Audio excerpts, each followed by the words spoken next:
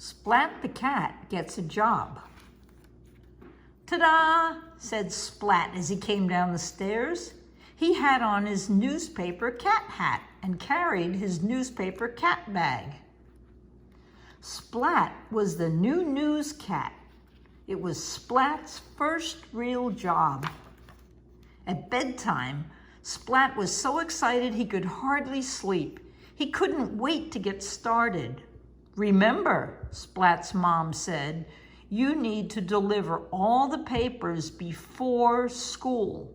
It's your job to get yourself up and out of bed." So Splat set his alarm clock to go off extra early. It went off at 6 a.m. Splat hit the snooze button. It went off again at 6:10. Seymour hit the snooze button. Splat snoozed until 7 o'clock, he cried. Splat threw on clothes and raced down the stairs. He found the newspapers on his front steps. He stuffed them into his news cat bag. Splat dragged the papers from house to house. It was a lot of work.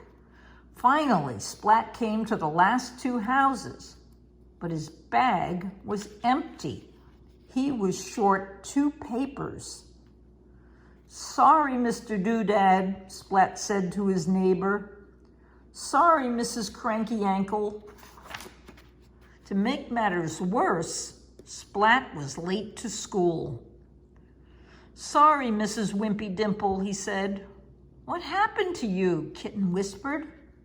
At recess, Splat told her about his new job. "I'm a terrible news cat," he said. "First I overslept, then I lost 2 papers." "You just need a new alarm," Kitten said. She loved to tinker. After school, Splat and Kitten got to work. Splat dumped out his toy chest. Said Kitten. Splat and Kitten made a plan. They tested, made some changes, and tested again. In the morning, Splat's alarm went off. He reached out to hit snooze.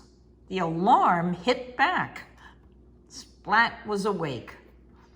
Splat packed up the newspapers. Oof! The bag was so heavy.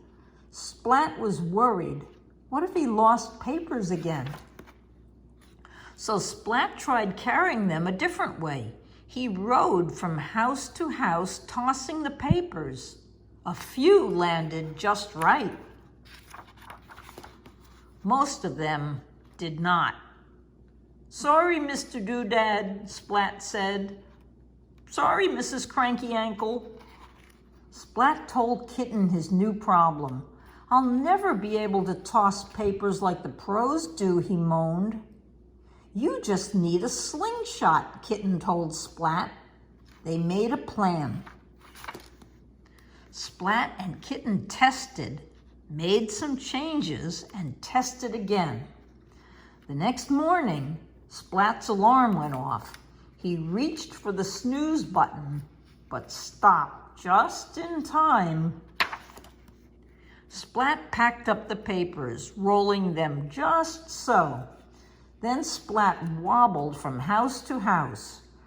Riding while aiming the slingshot was tricky. "Sorry, Mr. Doodad," said Splat. "Whoa!" "Sorry again, Mr. Doodad," said Splat. "Here's your paper."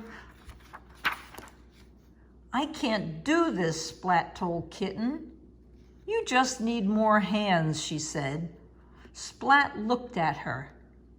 "Kitten," cried Splat, "that's it." Splat made some changes to the plan. "We could be a news cat team," he said. The next morning, they did just that. The end. Good night, Sammy. Good night, Sophie.